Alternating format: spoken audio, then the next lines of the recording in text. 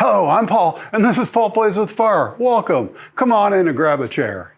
We're still smack dab in the middle of corn country, and the sweet corn is hitting its stride. Today on the show, we're going to be taking a break from our usual salt, pepper, and butter on our sweet corn. Instead, we're going to be making elote and esquites. Elote is corn on the cob, lathered up with mayo and crema, and then sprinkled with Cotija cheese and Tajin.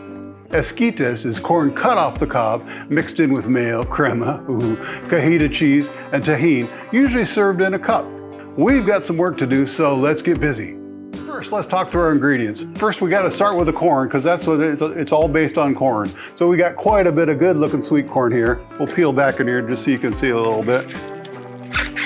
Look at that, that's good looking bi-color sweet corn right there. And it turns out I know the farmer. She also delivers my mail. She's our rural mail carrier. And her husband own a little corn farm. Well, actually, it's a pretty good sized corn farm, just over a few miles that way. And I went over there and got some corn. It is good corn. Next up is our crema. This is like sour cream, but with less acidity, more fat, and it's a little more pourable too. It's a little more mixable than sour cream. Then we've got mayo. That's just garden variety mayo. Mayonnaise. We use the good stuff. Next up, we've got our Cotija cheese, queso Cotija, and this comes from the town of Cotija in the Mexican state of Michoacan. And think of feta, it's a lot like feta. Then we've got Tajin. This is a Mexican spice that consists of chili powder, lime, and salt, and it is delicious, and it's just perfect for this dish. It's great on fish and vegetables. It's great on fish, great on vegetables and fruits. And then we've got our avocado oil that we'll use when we're cooking our corn. We're gonna double cook our corn. We're gonna cook our corn inside in the oven at 300 degrees, and then we're gonna bring it out here and we're gonna finish it up on the black stone. We're gonna cook it in the oven at 300 degrees so we can keep the husks on, because we wanna keep the husks on so we can, later when the corn that we're gonna eat on the cob, we can peel the husks back and we'll have fancy corn because we can hold it by the husks on the end. And then we've got just a little bit of butter. Just a little bit of butter that will help with the browning at the end. And some limes to finish it off. At serving, usually you see it served with a wedge or two of lime. It really just, that's the chef's kiss at the end. And for some reason I have a bottle of Worcestershire sauce out here. I don't know why. I'll just set it over here out of the way. And also, you might notice on my pronunciation board, I have had a traditional problem, and it's not just on this show, it's all my life, mispronouncing words. So I'm gonna try really hard. I put the special words that we've got, elote, esquites, cotija, vaso, and Tajin, and then I put the pronunciation key. And although you're welcome to use that, this is for me. This is to try and keep me on track. I'm gonna try and go a whole show without mispronouncing any words. Not very likely though. Okay, we gotta cook the corn, so we're gonna go inside and put it in the oven. We'll see you in there. Okay, well, the first thing we need to do is get our corn cooking. So we've preheated our oven to 300 degrees. We're just gonna stick those ears in there real quick. We could just as easily do it in our pellet smoker, or we could do it in the toaster oven like we did last week. We're doing the oven just because it's convenient. We did take our ears and we dressed them up a little bit by snipping the silk off the top and snipping the loose pieces of husk on the side off, just so they're not in the way and so they don't burn to a crisp. So we'll just put those in there at 300 degrees for 45 minutes.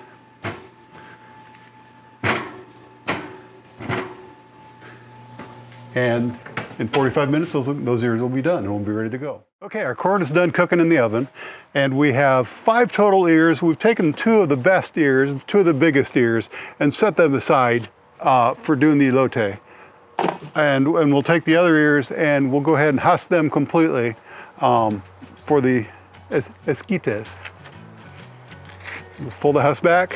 Ooh, it's still hot on the inside, but boy, those silks just jump right off when they're cooked. There's no having to work at the husks at all. They come right off. We'll just snap off that root, leaving the tops. And we're gonna save a few of these because we're gonna use these later in the elote to hold the fancy corn husk together. Here's another one. Pull the top down.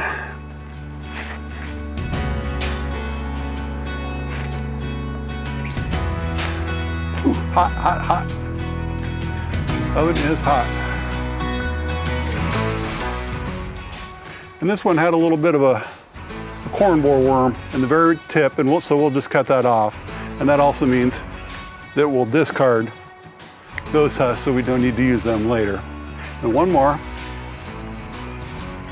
We've had a lot of moisture this year, so we've had a few more corn borers than normal. I've heard the crop dusters out spraying for them, so I know they're working on it.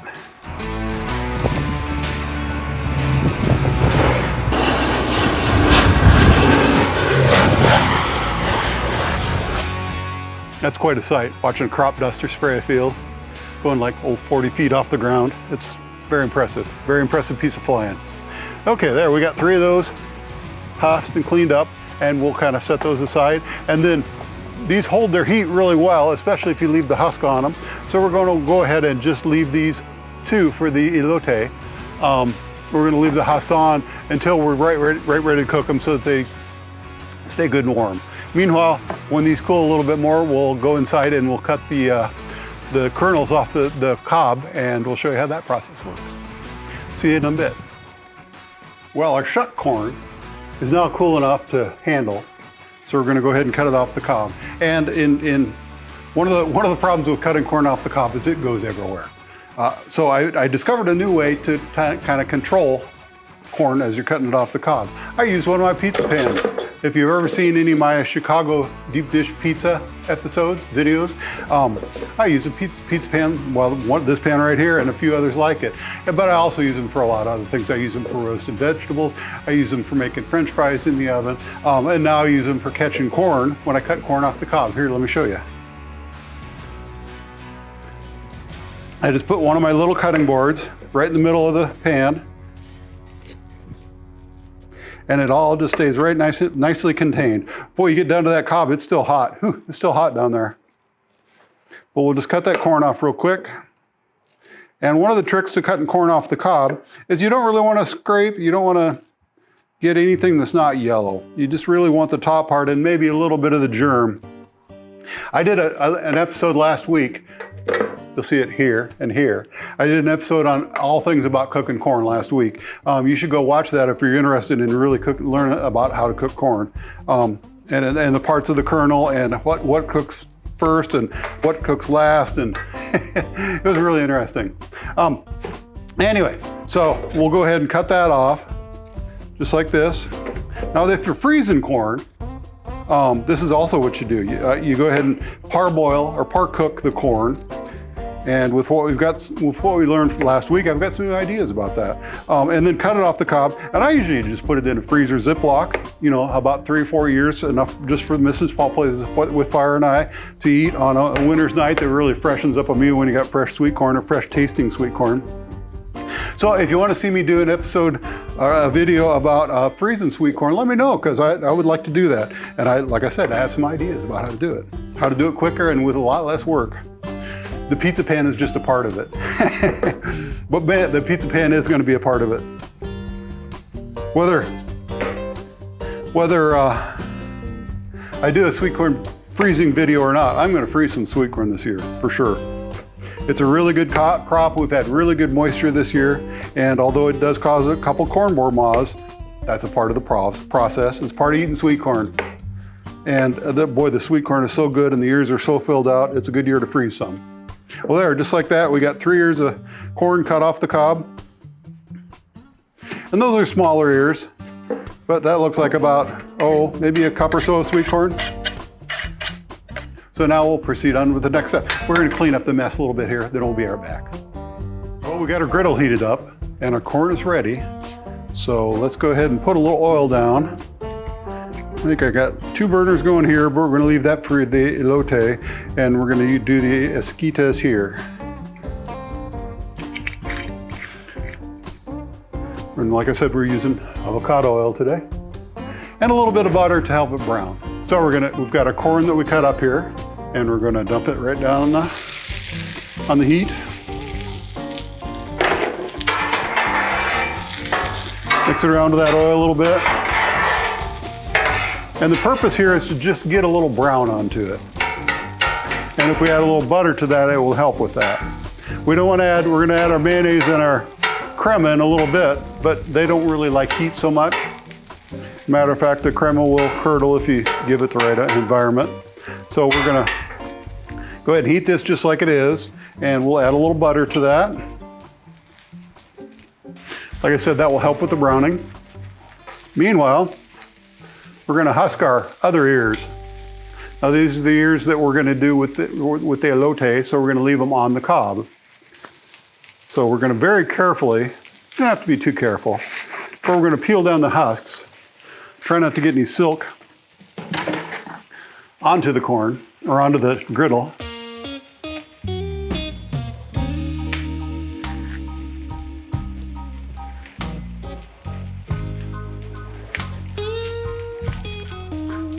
There. That's a good looking ear of corn right there.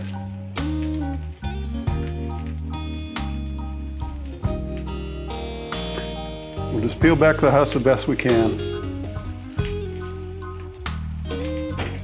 Sometimes a paper towel helps too.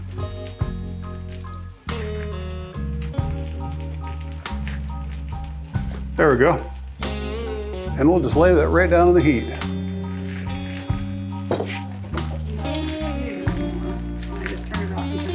No, just leave it. Then we'll peel our other corn real quickly, because this goes together really fast.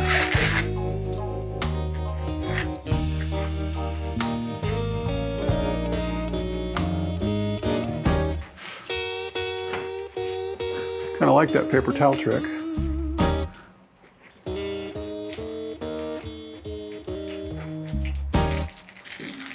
We're starting to get some browning there. Look at that. Ooh. That's the butter. That's the magic of the. Oh, I haven't put any butter on that one. But as soon as I do,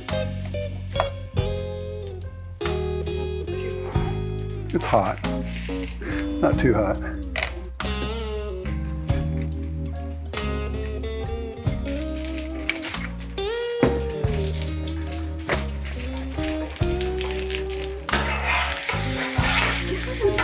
That's gonna happen. That's gonna happen.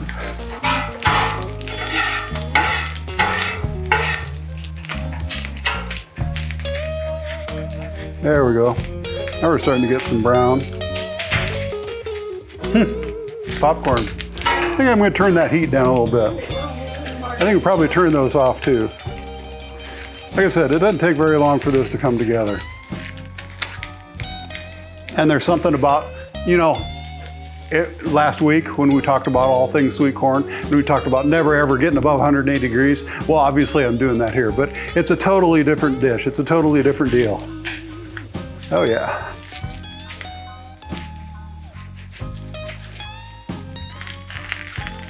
There we go. Okay, now I'm going to try and tying back the corn husk with more corn husks just didn't work out. So I had a little bit of jute twine that I had for, was that what it's called? What's it called? Is it really? Okay. I didn't mispronounce it. I didn't. Jute, yeah. I didn't mispronounce it this time. Okay, so there we go. Those are still continuing to cook a little bit. They're getting there though.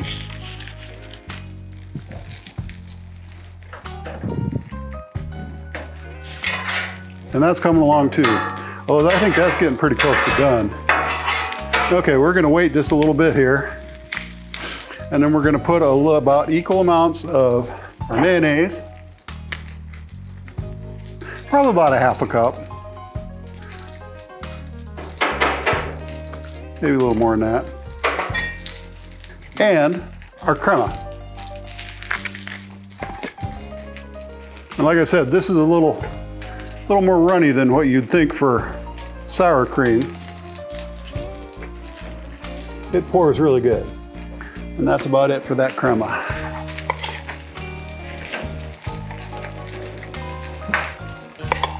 And we'll just mix that up real quick.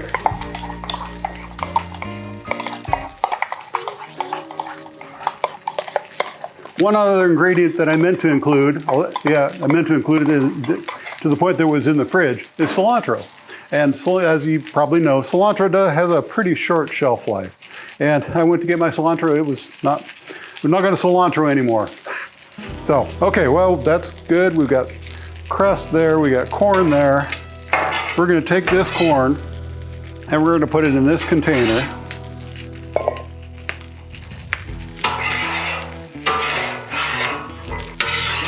And we're gonna let that cool for a little bit.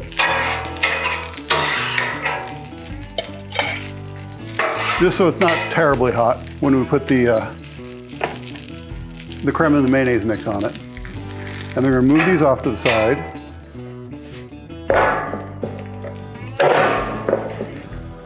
Okay, and then we're gonna put our corn up here. Our nicely browned sweet corn with our fancy corn. Look at that. Just like a built-in handle. And I left part of the sock on too, so you can actually feel a handle in there. We'll put those there. So we're gonna take some of our crema and mayonnaise, and we're just gonna slather it on. And it's gonna be messy. But think of this as street food, festival food. Food you get at a state fair or outdoors on the street at a music festival or something. So you're gonna eat this walking around. A little mess doesn't matter. We'll slather the other one. Try and keep the husk out of it. If you don't have a big old messy face when you're done with this, somebody didn't do it right. Set that back out of the way. We'll put a little Tajin on there. And like I said earlier, Tajin is a chili powder, lime, salt mix. So it's got it all in there. And we'll just sprinkle that real good. Very common to see that on vegetables and fruits south of the border. The rims of glasses. And yeah, you also see it on the rims of margaritas sometimes. Now I think we can mix together our Elote and Vaso, corn in a cup, or Esquites. And much like many other things we've talked about on this show, where you come from makes a difference what you call it. If you're from certain parts of Mexico, you'll call it Elote and Vaso. If you're from other parts of Mexico, you'll call it Esquites. And that's true for even in the United States. Different people call it different things depending on where they're from. So we're gonna take some of our mayonnaise crema mix, get it in there.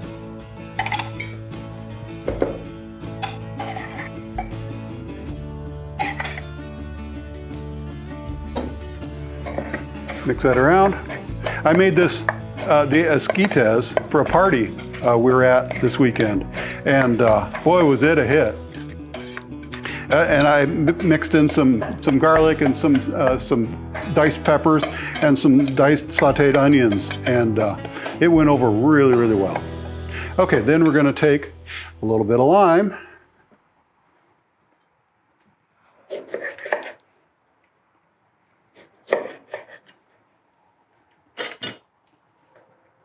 And squeeze it over the top of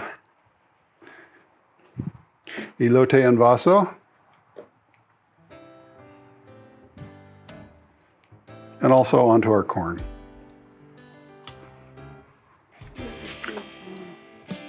Oh, I knew there's something else. Thank you. I almost forgot the cajita cheese. I knew it was looking a little thin. I knew Cotija, yeah.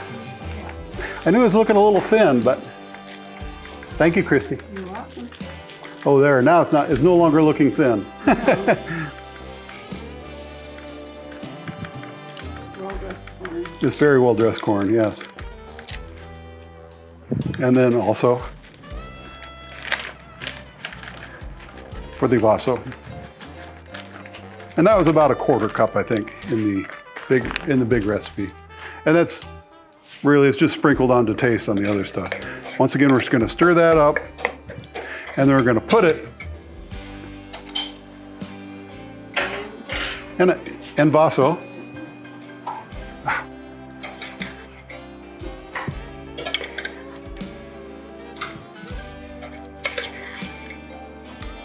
Like I said, I served this cold as a salad, and boy, did it go over good.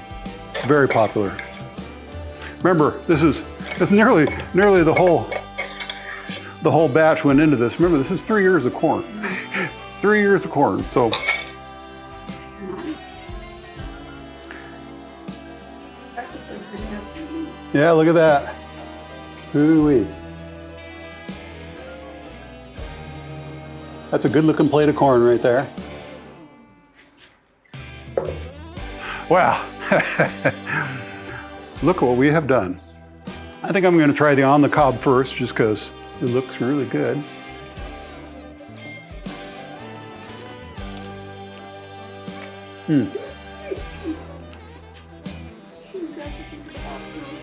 Boy, is that good. The flavors go together so well. It's a very good combination of flavors, especially even the little bit of burnt corn you get. You get a little bit of burnt corn that adds some caramelization to it. And if you're not the messy eater, not that person that likes messy eating, then you get one of these instead. This is very elegant, but just as delicious.